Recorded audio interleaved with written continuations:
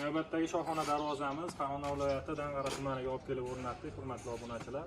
Darvozamiz haqida qisqacha sizlar uchun ma'lumot berib o'tamiz. Narx-navosi, materiallari, razmerlari haqida ma'lumot beramiz. Darvozamiz Samarqand fasl darvozamiz, juda ham chiroyli chiqdi.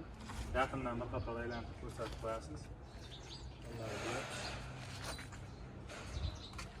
Shunday chiroyli nalichkalari bilan birga qilib berganmiz darvozamizni. Razmerlari darvozamizni eni 360 razmerda bo'lgan, bo'yi 340.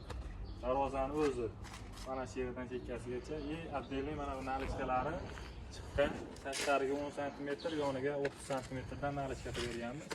Tepa qismi nalichkamizni 50 sm ko'tarilgan tepaga. Bu darvozamiz 2 qavatli darvoza hisoblanadi.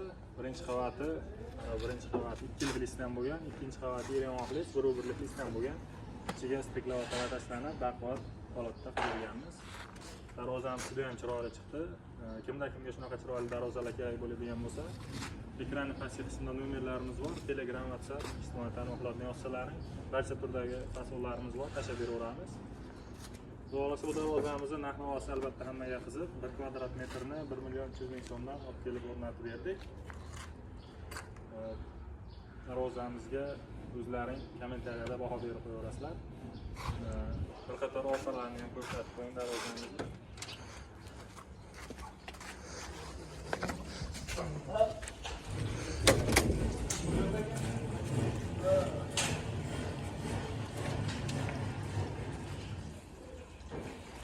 Orqa tarafi mana shu holatda bo'lgan, tekis holatda.